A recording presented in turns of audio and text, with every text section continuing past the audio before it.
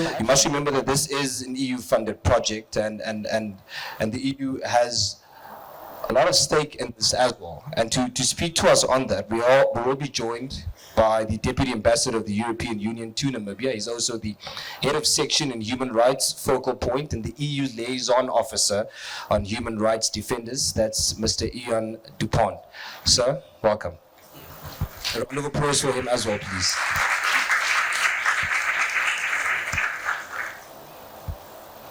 Thank you. If you'd list all my job titles, we'll be here for the whole night, because in dwindling resources, we always have multiple hats. I'm not much for protocol, but I do want to recognize the presence here of the German Ambassador Hutter, the Director General of the Deutsche Welle, and the Namibian Ombudsman, if he is here with us today. Good to see you, sir. Also our colleagues of IPPR, LAC, NMT, thank you for being with us today. So it's a pleasure to join you here for the launch of the Eco Dialogue Collective. It's an initiative that fits within the EU's Global Gateway Strategy and the EU-Namibia Partnership on green hydrogen and critical raw materials, which we're implementing together with our member states as Team Europe. The EU's Global Gateway is not just about infrastructure and connectivity, but it's about supporting sustainable governance, responsible business, and meaningful community participation. We call it the 360 approach. CSOs and media are indispensable to democracy and sustainable development. They bridge societal divides, amplify marginalized voices, and provide critical oversight that fosters transparency and accountability. And that's really what we at the European Union value deeply. And we remain committed to supporting initiatives like this that strengthen civic engagement, human rights, and environmental justice. The EU and our member states are still the world's largest donor, full stop. It's something we don't say very often, but I think it's something we can be proud of. And in the current context of global developments, I think you'll agree it's important, specifically when it comes to civil society. Globally, we provide over 1.5 billion euro between 2021 and 2027 through our Instrument of Democracy and Human Rights. So collaborating with CSOs really and media is a key aspect of the EU's efforts across our programming and our policy initiatives. In Namibia, we will also soon launch a structured dialogue with CSO that will formalize this cooperation, and we really hope to see you all there as well. But today, we are launching the Eco Dialogue Collective, which will empower media and civil society to facilitate the informed public debate and policy dialogue that we need to accompany the transformational green industrialization that is taking place right now. Also, we need to accompany the sustainable extractive industry and oil and gas in line with international ESG standards, so that Namibia's abundant resources can really benefit all Namibians and not just the lucky few. So together with Germany, we want to strengthen Namibia's media landscape and civil society capabilities with this project. We have provided more than 750,000 euro together with Germany's contribution that will lead up to almost €1 million to deliver targeted training, foster inclusive community dialogues. So my sincere thanks goes out to all the partners, to Deutsche Welle Akademie, and the Namibian partners, Namibian Media Trusts, the Institute for Public Policy Research, and the Legal Assistance Center. So thank you very much for leading this initiative. Namibia's ambitious green industrialization and extractive industries offers significant economic promises for Namibia. However, there are challenges around governance, equity, sustainability, and environment. Addressing those challenges requires a vigilant, empowered, and informed civil society and media. So we want to encourage dialogue rather than division. And we don't shy away from critical voices. I've seen some of the Deutsche Welle content on green hydrogen myself, and let's have that debate. Let's speak up when we don't believe or when we want more information. But we encourage everyone to speak up in an informed manner, a structured manner, based on facts, not on rumors and disinformation. So on behalf of the EU, thank you very much for being here. Thank you for your dedication, and I'm looking forward to seeing what the Eco Dialogue Collective will do for us in the next couple of years. Thank you so much. And I'd like to call up my panelists to, I don't want to put them on the spot, to just have a conversation with them. We we're going from knowledge to solutions. And remember, I promised you two things in the beginning. You're either going to leave here more informed or more confused. But the aim is to get from knowledge to solutions. Let's hope we get there. And to help us do that, I do want to welcome on the stage Tangeni Amupadhi, who is the Managing Director and Editor of the Namibian. A round of applause for him, please.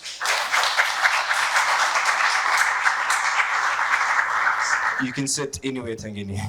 Senzi Awases is the President of the Association of Women in Mining in Africa. A round of applause for her, please.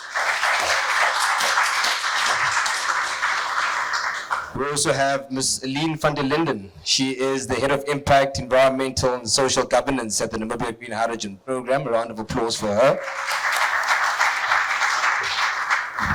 And then the Director General of Deutsche Welle, looking at this with a global journalism lens, is Peter Limbourg this evening. Thank you so much, Peter.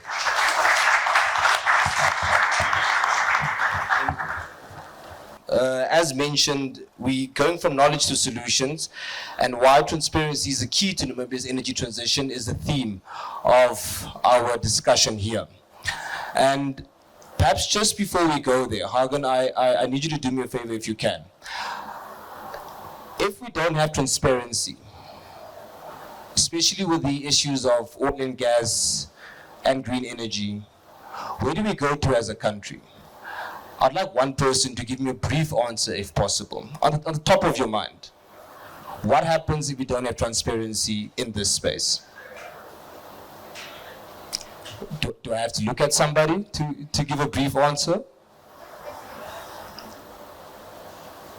But Mr. Nakuta, I'll look at you. I need a 30-second answer. I would say then we are doomed, because it's a question of secrecy. It's a question of a lot of things would happen in the dark, and this is the kind of corruption that we are trying to address. That would be the order of the day if there's no transparency. Thank you. You asked me to think of my hand. Thank you so much for that, Dr. Nakuta. And those are the thoughts of ordinary Namibians. And as we start off our discussion, I also just do want to welcome Suzie Shefeni to the stage. Suzie, thanks a lot for joining us here. Suzie is a research associate at the Institute for Public Policy Research. And perhaps, Suzie, I'll start with you as you're here. Civil society usually champions, as Zoe mentioned, social justice, right? Link transparency to the issue of social justice, especially when you look at that video there with the feelings that Namibians have around the issue of this green revolution that we're going into. Thank you very much, John Colin, and good evening to everyone here. The first thing that comes to mind in terms of social justice and transparency is the fact that when we're looking at emerging industries, these are new industries that come into the country in order to benefit the people as they're utilizing the resources. And the first thing that we consider when we look at that is, how is it going to benefit the people? And it benefits the people through these, obviously, like benefit agreements and the contracts. One of the things that we need to champion here, because it connects to social justice, is the transparency at the fundamental level, right? Because what we see now is a lot of community engagement projects that have come up, particularly in green hydrogen and in oil and gas, that come into the communities and tell you, okay, this is how you're going to benefit. These are the amount of jobs that are coming out of this. This is the anticipated growth in GDP.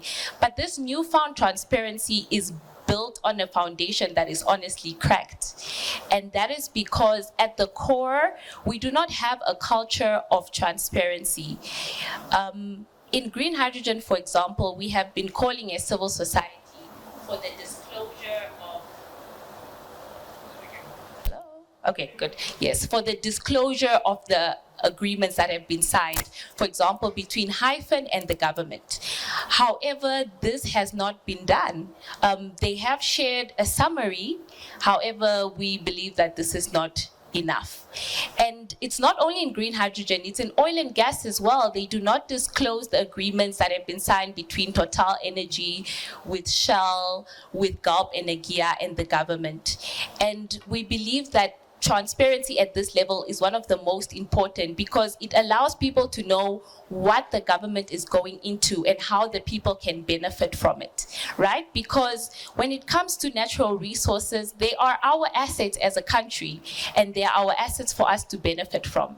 And I think that's also why one thing that you'll always hear from the IPPR side is for Namibia to join the EITI, the Extractive Industry Transparency Initiative, which is a voluntary association that countries enter so that they can be part of this EITI, where they disclose agreements, and there are a number of disclosures that are incorporated in EITI: petroleum agreements, concession agreements, disclosing the involvement of politically connected individuals.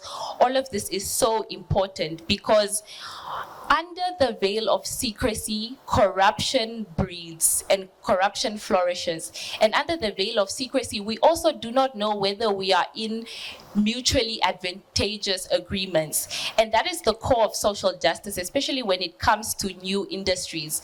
We want the people to benefit from them, and it comes from that access to information. Disclosure is not a threat, it is a safeguard. Thank you, Suzie. And perhaps on that last point regarding the issues of access to information, Tangeni, I'll turn to your side. The Namibian has, throughout the last couple of years, exposed gaps in, these energy and oil and gas negotiations that we've seen.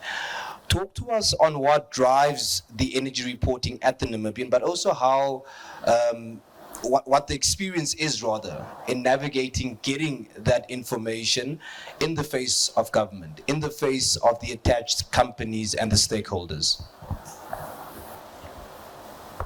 Sure, good evening. What informs what we do is a basic appreciation that, at least I would argue, information is the most important aspect in life. Why do I say so? We can start anywhere. If we want food, we need to have some sort of information. If we want to learn, we need to have access to some sort of information. So we are then at platforms. We use certain platforms to provide that kind of information. So we then find it very important that journalists should, and I'm so glad with projects like this, journalists should be empowered, should be strengthened, should be trained to know what information to put out to the public. Journalists play the role, in my view, of the, should I say, the interpreter, the interlocutor between the experts, between the industries, between the jargons that we get pumped with to transmit that information. So that is really what informs what we do. What was the second part? Talk to us about your experience when it comes to getting that information in the face of government and stakeholders. Okay.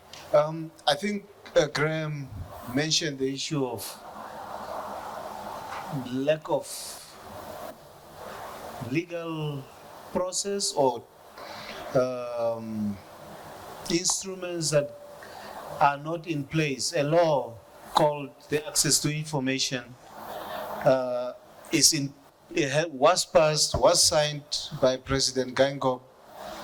To this day, the mechanism, the process, the office where an ordinary member of the public, forget journalists, an ordinary member of the public could go and request information that is in the public interest, has nowhere to go. And there is just no explanation why the government is not setting up the commission. What is it called? Information Commission. So journalists in Namibia then are left to literally beg for information or go underground to try and get, and I tell you, basic documents, basic information that ordinarily should be public. You will get sent from pillar to post. You'll get told, yes, I have the information here, but the ED has to be the one releasing it. And that should not be the case at all. And I think we want to get to a stage where the people who are entrusted with public office, the bureaucrats, the politicians who we have voted into power, start to understand that this is not their material. They were just given the key to the silo to distribute the material in an orderly fashion. So hopefully that's we will get to that kind of position. Thanks for that, Tangeni, and Senzi, perhaps we'll go to you in that respect. There's been a lot of back and push around the idea of information, whether it's there or not, is it the right information, is it not the right information. Businesses, in order to operate, need the information, and for a matter of fact, the right information. And that information has to go around policies and around the ideas of what is actually happening on the ground. Speak to us on how that affects the business climate, especially in an energy climate. Yeah. The lack of information or the existence of it, and whether it's right or not. CJ, thanks. It's a good question, but I want to just bring it back home to what we've been discussing the whole night about transparency, etc., and not just just the energy sector. I think just in general the extractive sector in as it is. So transparency and access to information and Graham, accountability, as you would, fosters investor confidence. Point. We know that. So we know that if there's information readily available, we will be able to easily attract investors to the country, and it also mitigates risks. Why? Because when you know exactly what you're getting yourself into, it sort of helps in planning long term, right? But I think we are at a time in the world. I think also in Africa right now, where the transparency and all the benefits is not just focusing on the investor. Now it's for the. And I want to be brave enough to say, for the first time in ever history, people are saying we want access to information as well. We want to know how we're benefiting. We want to know if we bring in an investor, who is that investor? You understand? It's great to have money, thank you, but what am I getting out of it? I mean, the clip you played earlier just now is a very good example of that kind of sort of symbiotic relationship that we are after. So to answer your question, to have transparency, it brings you allowed it gives you enough time to plan long term. But what I want to emphasize on is that transparency efforts is not enough. You need more than that in a country or in an environment. You need and I wrote this down because I don't want to get it wrong. Transparency is not necessary. But it is necessary, but it's not sufficient. We need a broader governance structure to accompany transparency. That makes then the country or the environment in which the money goes into much more attractive. To say, okay, we've got a transparent environment, but is that enough? What else accompanies that? And I'll park there for now, and we'll come back to that later.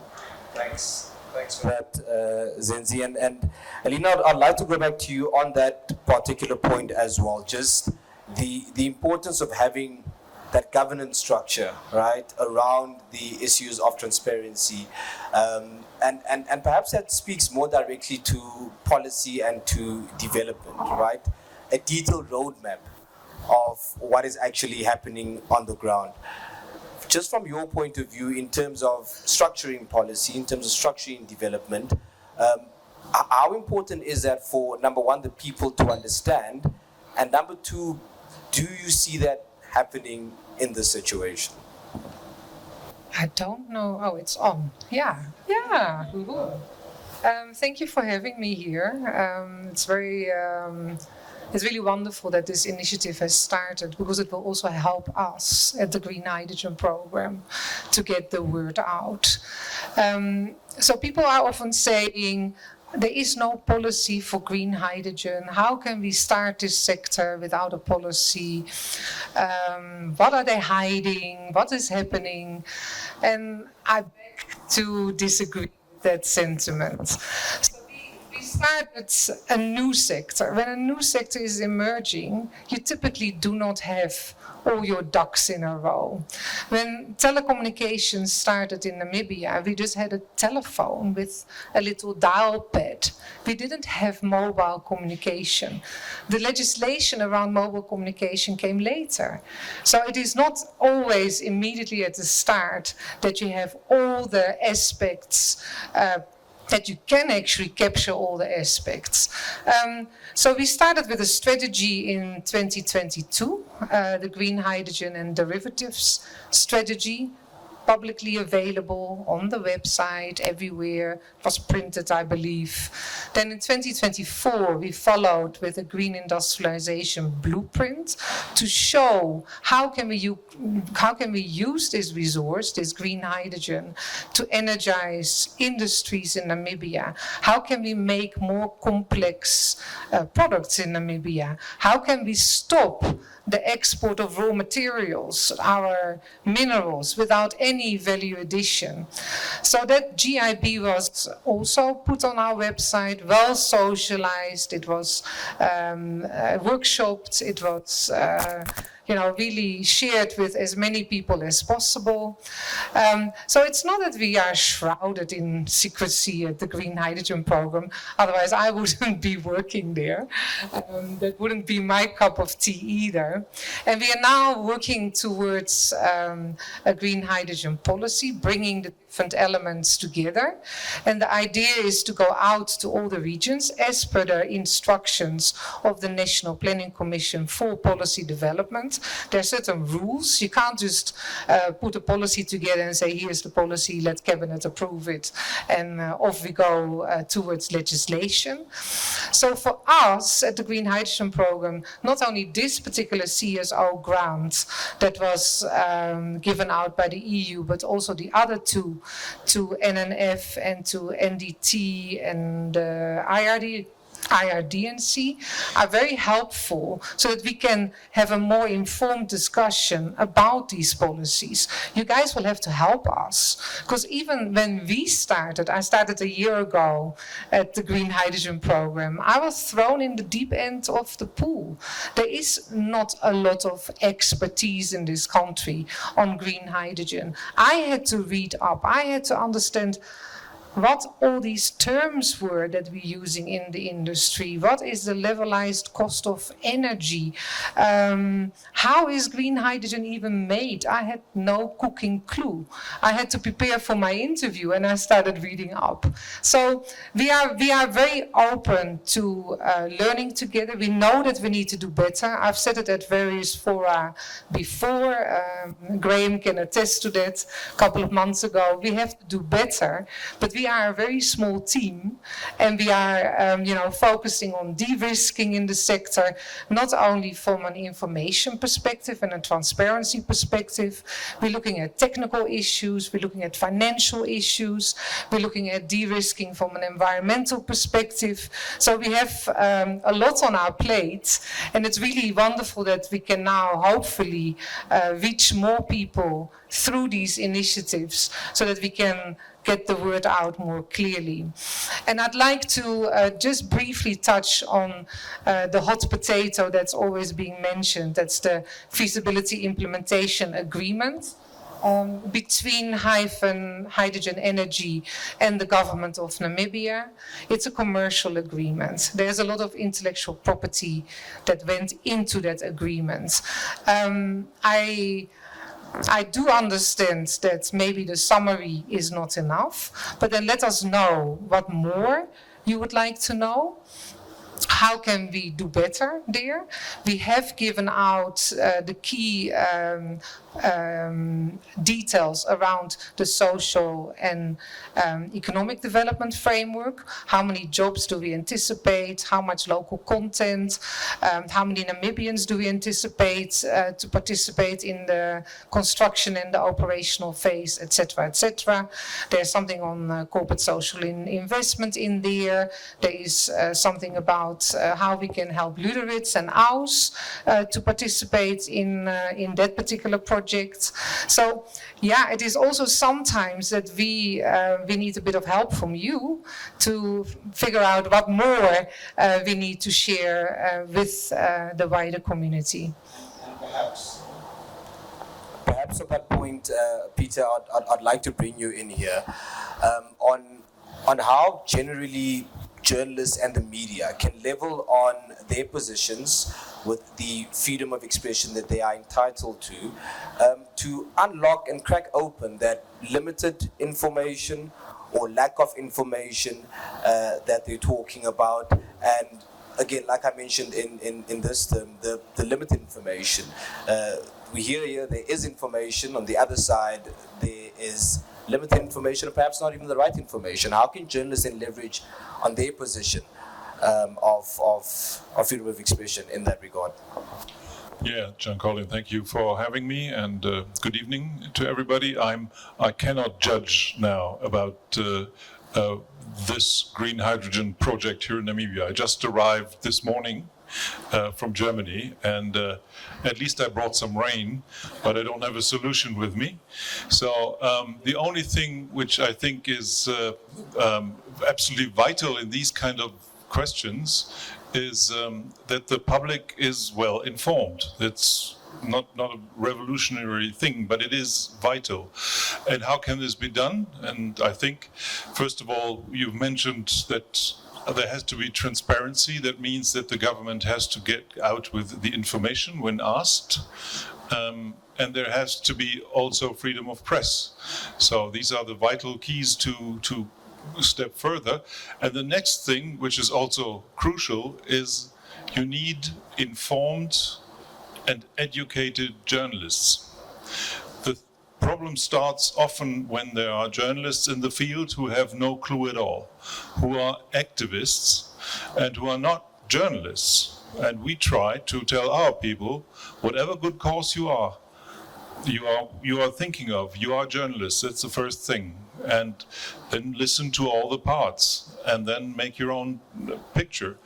But make it on facts, make it on reliable facts, and make it on scientific research and not on prejudice or whatever. So I think it's a both way. You have to have the government accountable, but you have to also have our profession accountable, the journalists. And this is why I like what we are here for today, that we have this project, that we try to help journalists here in Namibia, and hopefully also in other places, to be better when they address these topics, which are highly complicated.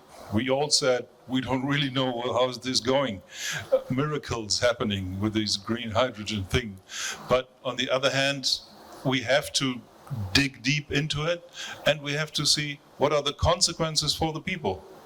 And not who's right from you or the other side, but what are the consequences for the people? And there can be wonderful consequences, but there can be also devastating consequences when you live there and when your environment is getting polluted, however it is, happens. But it has to be all on the table, and then the people have to judge whether they like it or not. So this is my 5 cents there. Thanks, Peter. And Suzie, I want you to, just off the back of what Peter is saying, the existing information there is generally on projects, or project data rather, in the space, in the green and in the energy space. How can that information help to empower Namibians at large, but perhaps specifically young people, to feel more included in this particular arena? That's been the argument, that Namibians feel that they're not included. Namibians feel that they don't know. How can that data then assist them in that regard? Can we have a mic for her, please?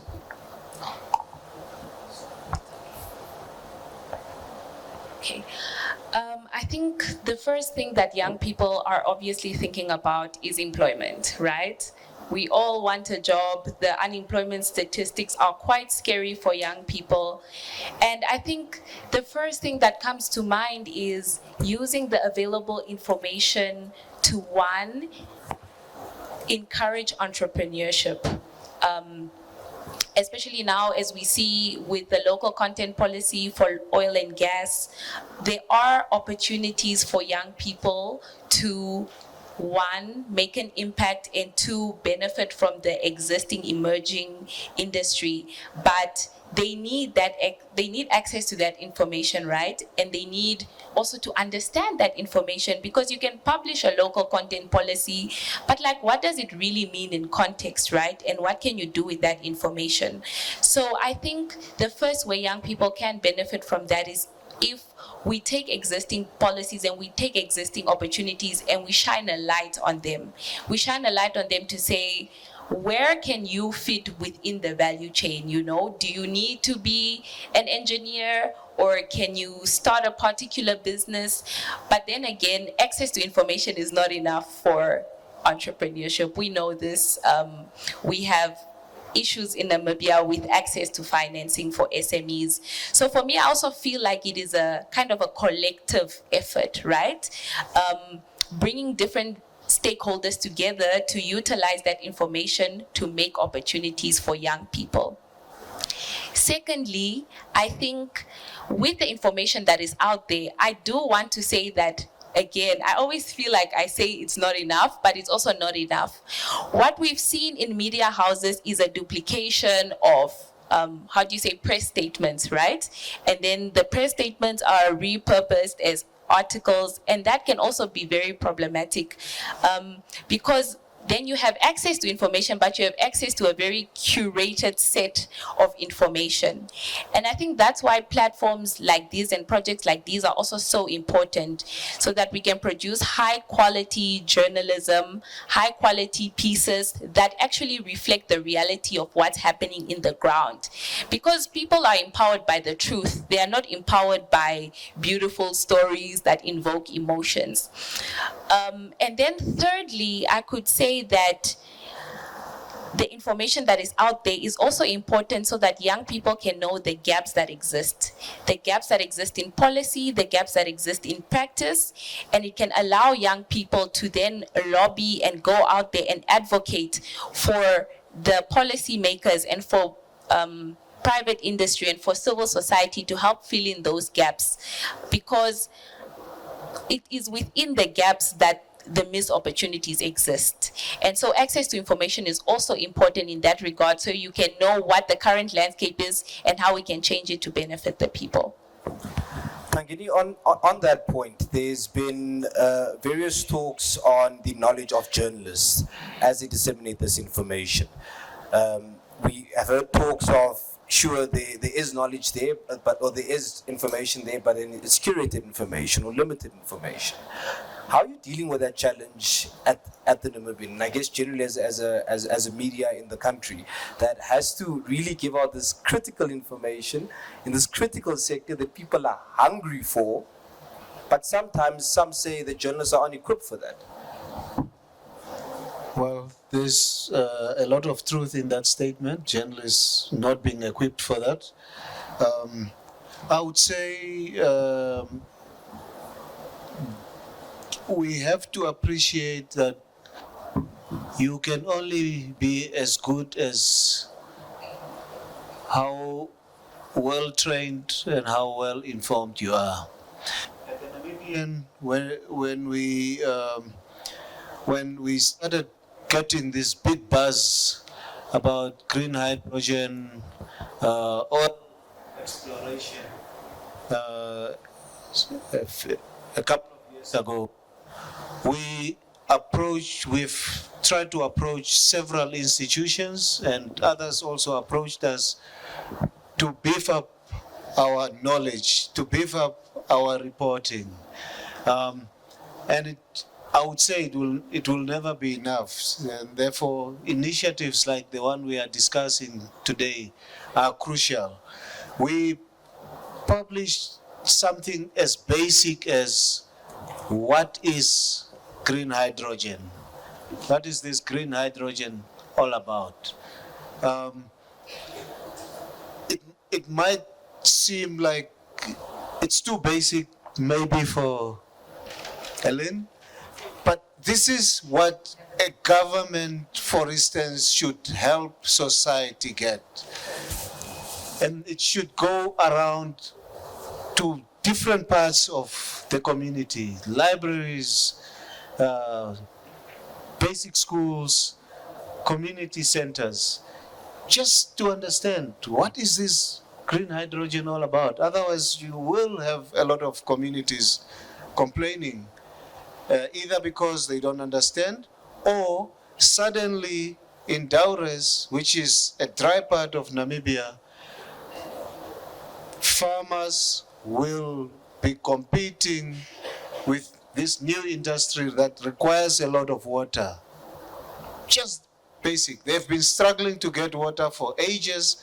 Suddenly we hear, there's going to be a green hydrogen production plant, but it requires a lot of water. So, these guys can actually make water available for industry, but we've been struggling all these years just to keep our livestock going, our basic domestic livestock going. So how will then you expect communities to up and support this foreign concept when it's more supported than their basic livelihood?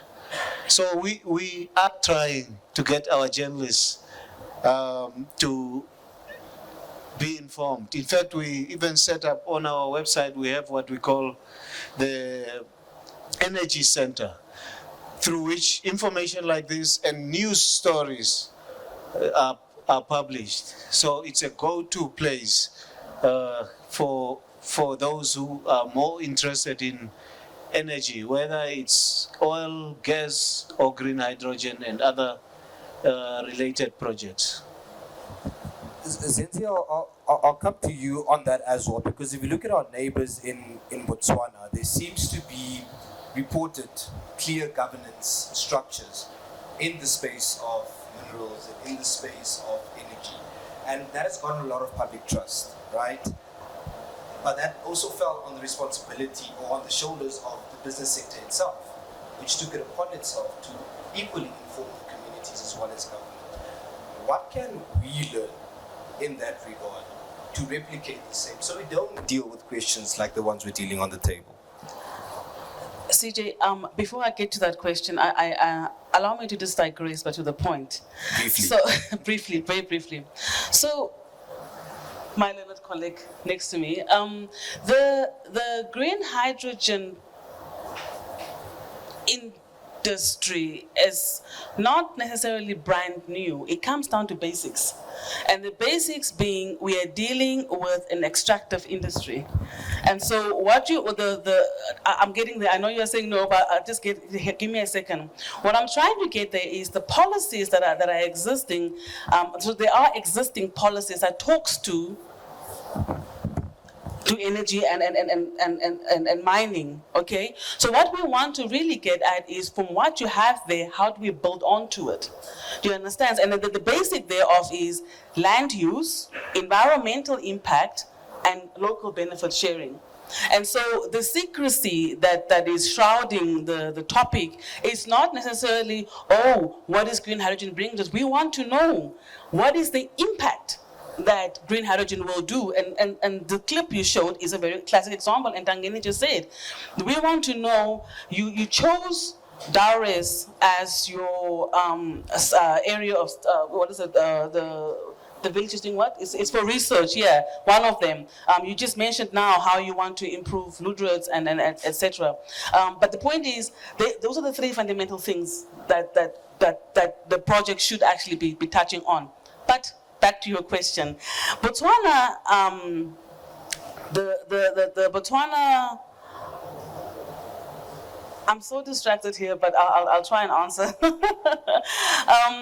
It's really built on three pillars: strong institutions, transparent revenue management, and a clear national benefit sharing strategy. So that's what it is really, and we can learn a lot from it as Namibia. You know, we want to know if a sector, because at the end of the day, the Constitutional Act says that the minerals belongs to us. So when it's extracted and it's mined, etc., how do we benefit? So we want to know if a mine has reported these profits, where is that revenue being spent on, right? So in the past, we would say, I touched on that briefly with you, CJ, that you can see, for example, schools have been built, but are there schools still being built from revenue from the mining industry? Then I guess the follow-up question that will be, is that the responsibility of the mining industry to build schools, etc., the infrastructure that's existing? Local value addition, what Botswana then did is that they say, okay, fine, the diamonds come from us, but we now want to, the value addition, so we want to bring the value addition from Botswana so that there are more jobs created from the diamond industry. So you saw that they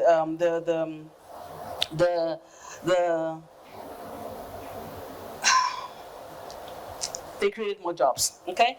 And the public trust in consistent engagement, because there was regular reporting on what's happening with the money that coming from the diamond sector. Of course, I'm using the diamond sector specifically as an example, but there's much more to. But again, it comes under the three pillars: public reporting on revenue, local value addition, and public trust through consistent engagement. So, Eline, I want to go to you, and just on perhaps the foundation that everyone has laid, including yourself, and on that issue of public trust, what is the strategy in enhancing public trust with the current situation, where you say that there is information out there, you need assistance in order to make it a bit more reachable and very pragmatic for everyone? You can't hear me. Is this better? There we go. What is the strategy to enhance public trust in the current context that you find yourself, with the various positions that many Namibians have from the business sector, from media, from civil society? Okay, I'm going to first talk about my immediate space at the program. So I'm responsible for ESG. We have been talking about a strategic environmental and social impact assessment, a SESA, for the longest time. Very unfortunate, we have been missing 2 international open procurements. We could not find a successful bidder, but now finally we have started. We had a kickoff meeting this week with the service provider who's going to really go deep into what are the values that Namibians attach to biodiversity and environmental protection. This is now for the Southern Valley. The SCDI, as we call it, the Southern Corridor Development Initiative, including the Tsautrai Park. And what are the values and the attributes that we collectively believe are important for socio-economic development, improving people's livelihoods, making sure that there are jobs and business opportunities for Namibians.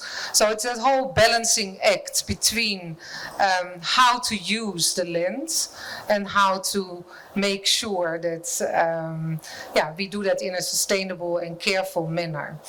So finally that is kicking off. The SESA for the Central Valley, where you find dowries, where you find high iron, where clean energy is operating, where HDF is setting up and where Zero is setting up. That one is on tender at the moment. We've gone through the expression of interest, and we hope in the next month or 2 to have a contractor. And the SESA is not just a study.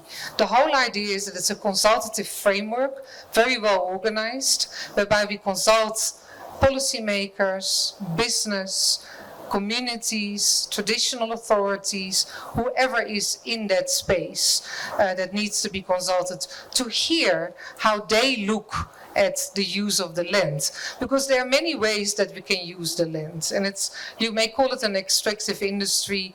I think the jury is still out on that in terms of green hydrogen, but in the Zoutkai Park we have mining, we have exploration, we have tourism, we have 2 renewable energy projects on the go already with 2 wind parks. Nampower is eyeing a large wind park in the park. The Oranjemund municipality is looking at a wind energy facility as well. There's a lot of competing and maybe conflicting interest in the land.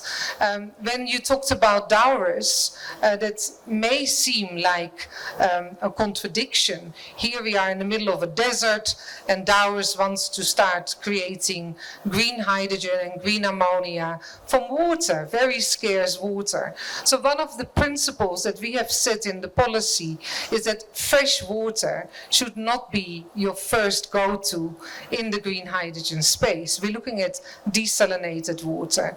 Dowers cannot extract out of that aquifer unlimited amounts of water, even though they're downstream from Oise, as far as I understand, but my colleague is going there next week to really understand where the water is coming from for dowers. But these are conflicting interest between farmers, between the community, the traditional authority, the miners in Oise, and we need to do collectively as government, but also as civil society, a much better job in balancing those different interests. So from a governance point of view, this is what we hope to set out. The last CESA for the Northern Valley, sorry, my glasses are falling off. For the Northern Valley, we'll focus on critical raw materials that are required for the green energy transition. So that will be the focus of that CESA. The focus of the CESA in the central region will be more on common user infrastructure, making sure that the various smaller green hydrogen projects will use common infrastructure for water, for hydrogen, ammonia, power lines, possibly rail, for the high iron, direct reduced iron pellets. So yeah, we are trying to break it open, and I'm very happy that we can finally start. In terms of access to our offers, what I find sometimes quite disappointing, because we have quite an open door policy at our office. Sometimes journalists don't even bother to call us and say, well, I have found this, this is my conclusion, what is your view? We don't get asked, and we are there. We have a telephone number, we have a website, we are reachable. So also reach out to us when you're not sure from a technical perspective or financial perspective. It's a complicated setup. We have, a lot of different elements in the green hydrogen space. So this is kind of an open invitation. Please come and talk to us when you're uncertain. Ask for information. We have a lot of information. Maybe you didn't know it was here or there. We are very happy to help educate journalists to do a better job. On that point, Peter, of education, if journalists feel that they can't get information directly from the source, how do they navigate around to, in order, like you said, explain to people with facts and with information that is understandable to them? Where do they go afterwards?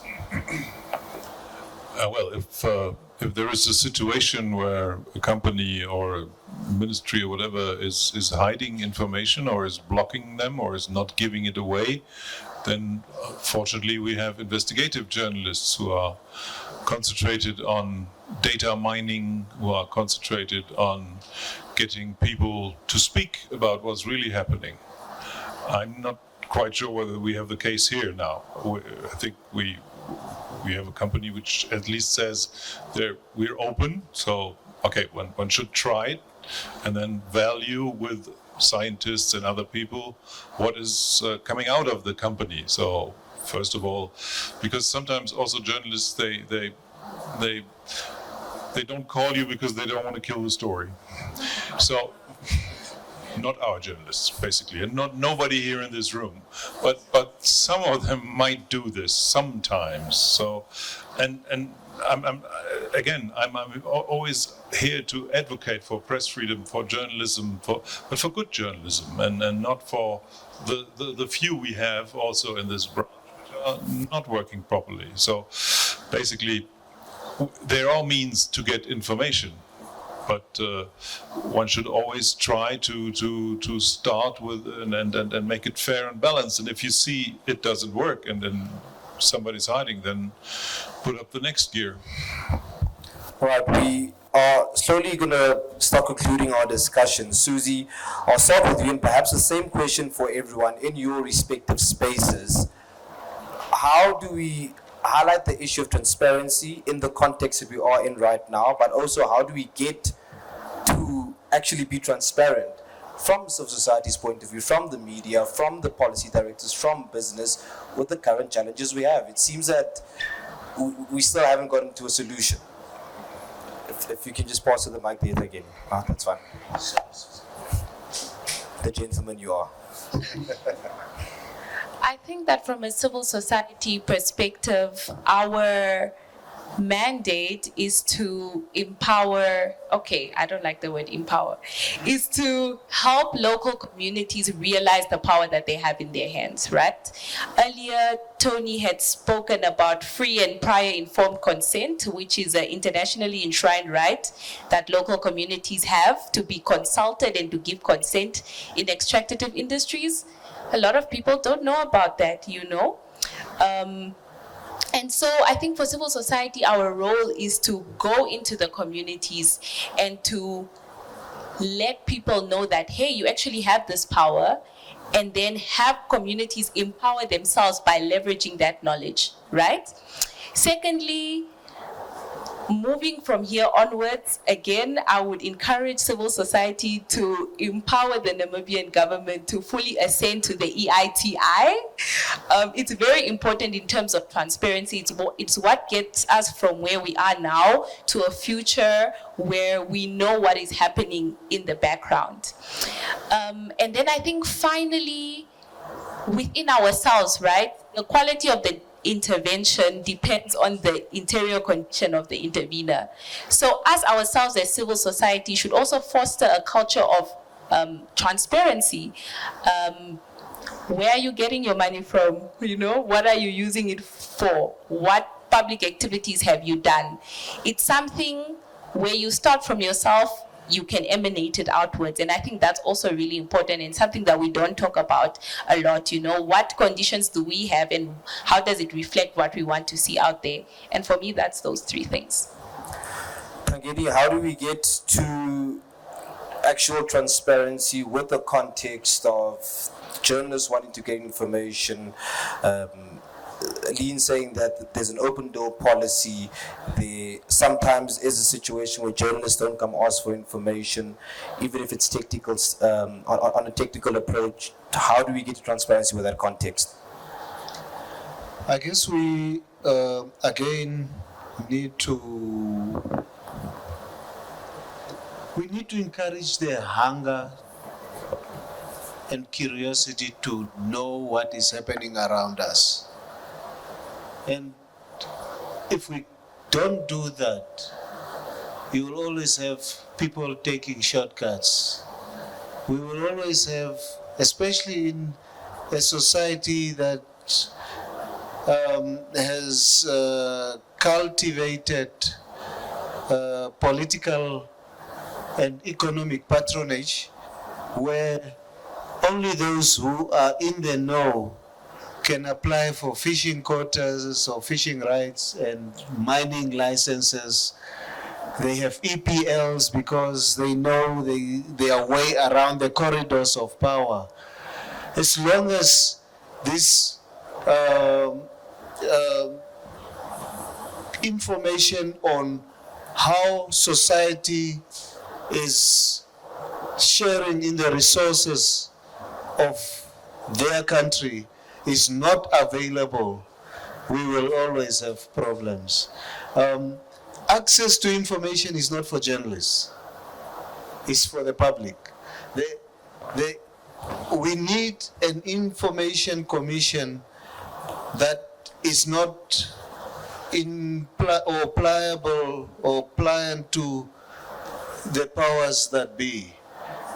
The Anti-Corruption Commission should not have people leading it who feel their allegiance are to the people who are in power rather than to protect the resources of the community.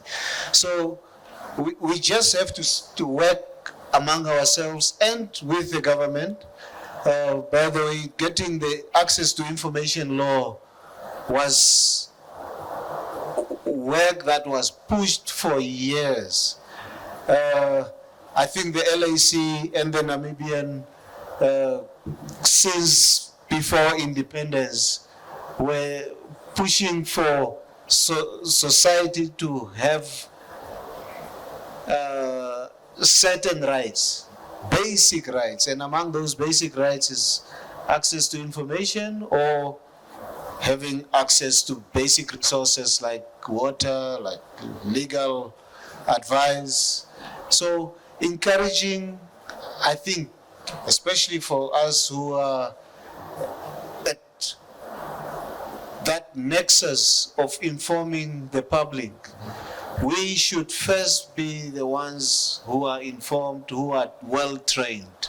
And if we are not, we will struggle to create that hunger and curiosity for people to know what is being done with their power.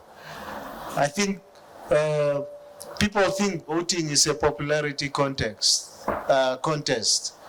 when it's not about whether Deutsche won and the rest lost. We end up celebrating the win rather than realizing that once we have put someone in power, we now need to get them to deliver what we need, or the services that are needed.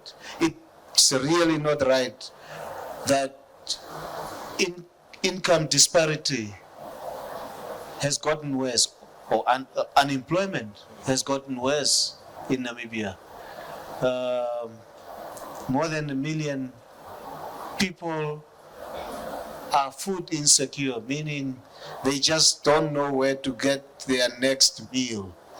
In a country of 3 million people, with a so-called GDP that puts us at middle income status, it's just unforgivable. That speaks to poor sharing of resources, and the public needs to be taught to demand that those resources are shared at least equitably, or at least for the most vulnerable to have the basic access. All right. Senzi, on the business front, where are we in terms of getting to transparency? How do we get to transparency again with the context that we have? Yeah, I think we as a country stand at a very unique opportunity to shape our energy future through transparency, or using a transparency first approach that benefits both business and society. But we just have to be careful in rather using transparency as a tool, not the end goal. And I'll try and elaborate. So we should not just be reporting numbers, but we have to ensure that transparency leads to accountability, that it leads to inclusion and shared benefits. Then our energy transition will be a success story for Africa. So let's look beyond numbers. Suzie, you talking about EITI. EITI is a great framework. It's a great tool, but it doesn't really talk to. It often fails to address the underlying power structures. So how do we? And that's what I've been advocating for. So if we bring EITI here, which I think is a fantastic tool, and nothing wrong with it, but how do we customize it to Namibia to address the underlying power structures? And if we could put all of that together, I think we're on the right track. Thank you. Eline, from your side, I'm sure there's a lot to think about now with the given realities of everyone's spaces. How do we get to transparency? I think I would plead with the media, journalists, those who are advocating for communities, to also remove a little bit of the suspicion. There is so much suspicion around. I don't know where that came from.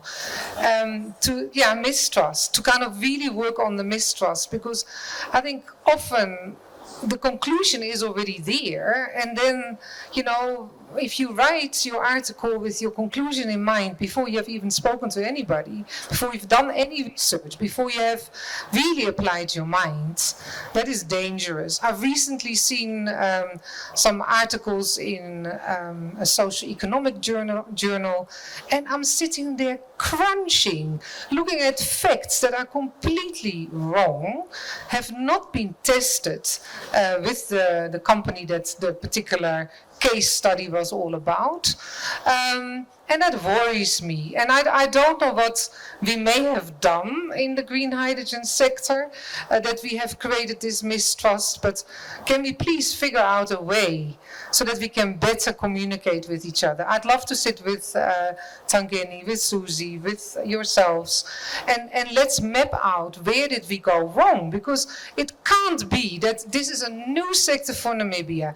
We have, as you say, 50% broad unemployment. If you take the narrow definition, the government definition, it's maybe 30%, but we're sitting with a broad employment unemployment of 50%. Among the youth, how many people come out of universities, out of schools, out of vocational training centers, and they don't find a job. We gotta do better. We gotta make this sector work. We don't have the luxury in Namibia to just criticize a new emerging sector into the ground so that we are not gonna have a green hydrogen sector. What would be worse? Yeah, we are trying to create jobs. We are trying to do things environmentally sustainable. We are trying to be as transparent as possible. It's not out of unwill from the side of the Green Hydrogen Program that this misconception of what is it? Suspicion, mistrust, already concluding there must be corruption in the green hydrogen program or in the green hydrogen space. That makes me a little bit sad, because that is not what we're all about. And we really, really plead with you to come to us. Let's meet. We've taken journalists. We took 20 journalists to the South Park last year in October. They were part of the Literate Stakeholders Conference. We had question and answer sessions with them. We have a Q&A on our website. Let us know which instruments work the best for you in order for us to release the information. It is sometimes complicated documents. It's thick documents. It's maybe not in the best language for the general populace, that I agree with. And that's why these little pamphlets are very useful. But help us to do a better job. That's basically my ask this evening. Peter, you've, like you said, landed in Namibia today, and perhaps this conversation has given you a little bit of the lay of the land. But on a wider perspective, how, obviously the ending question is how do we get to transparency, but just looking at what DW does, for instance, when we look at emerging industries, if you are struggling to get that right story, you go through other measures, look at documentaries, look at various general other public service questions that you can get out there. With that context in mind, and with this context here as well, how do we get to transparency?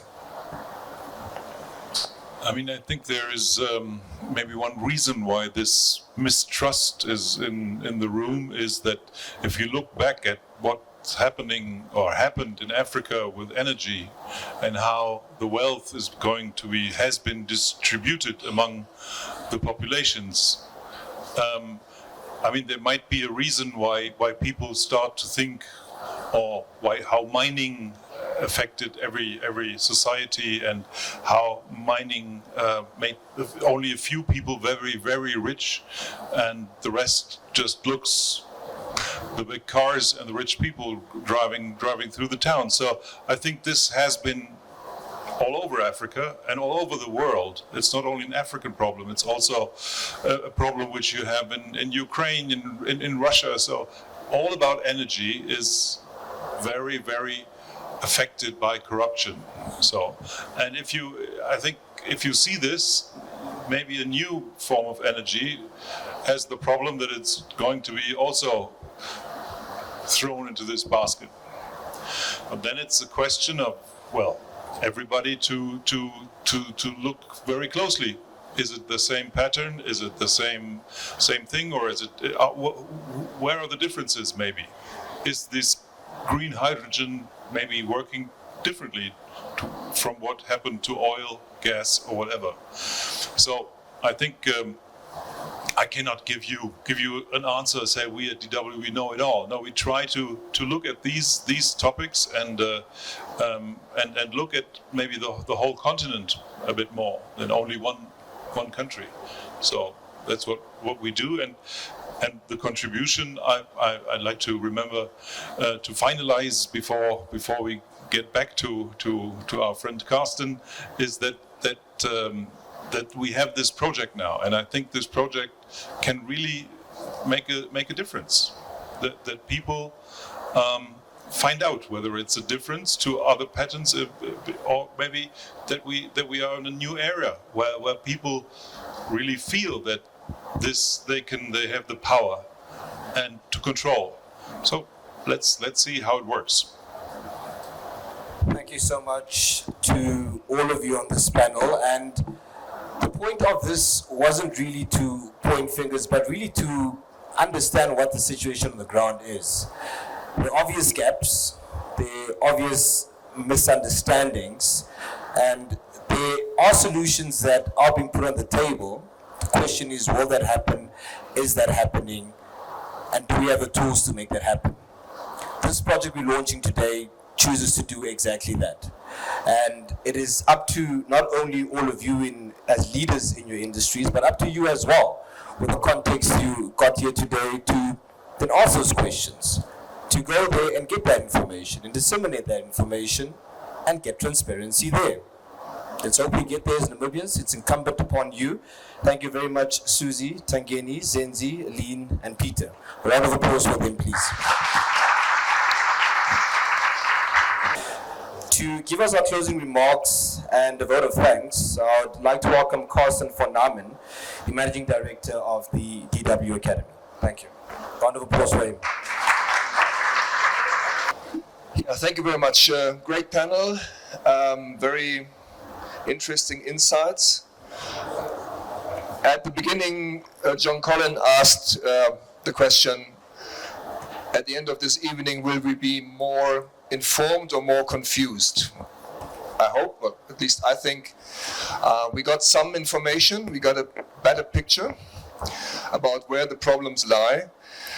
And I think we even got a few aspects of possible solutions, things that stuck out for me.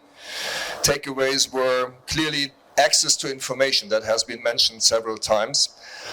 Transparency, and in particular transparency about impacts for communities, but also for the country as a whole.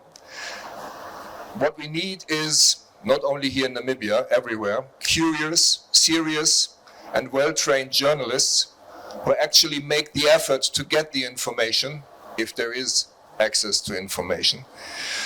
And all that we need to have a more informed discussion in society, a constructive dialogue in society. I think that's important. Not people just pointing fingers, as has been said, not just shouting at each other, but actually trying to understand the other side, trying to come together to these solutions. And I think, of course, this panel discussion this evening here was not for giving all those solutions, but actually starting a process in which we all can find it.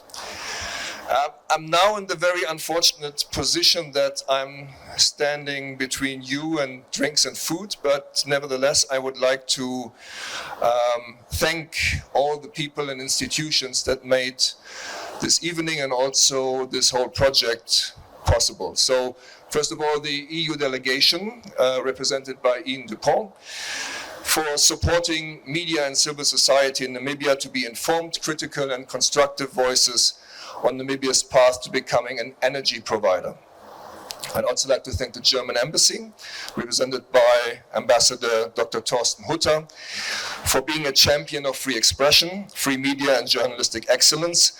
And by the way, Ambassador Hutter has opened doors for DW Akademie, not only here in Namibia, but also in Zimbabwe, where he was posted before, so thank you for that. I'd like to thank all the Eco Dialogue Collective Consortium partners, so the NMT Media Foundation and Zoe Titus, IPPR and Graham Hopwood, LAC and Tony Hancocks. I'd like to thank the teams of IPPR, the NMT, LSE and DW Akademie for the dedicated preparation for this event, the experts on the panel that we've just seen, our presenter, moderator, John Colin Namame, the Welle Live Arts Collective with their very impressive, I will never forget that fish, presentation, but also, and I could see that they were really touching a nerve on especially that young minister's son, so apparently there was some truth in that performance. I'd like to thank the team of the Village Garden for hosting our event, all the Namibian partners of DW Akademie, the Academy team here in Windhoek, led by Peter Deselas. There's also Izet Ferris, Nora Theiser, and Hagen Schubert. And the media, of course, for covering this event. And last but not least, all of you for coming here, for taking the time, for listening. And I wish you all now more constructive dialogue with some food and some drinks outside. Thank you very much. I'm closing this event here, but we're starting this project. Thank you all. Bye-bye.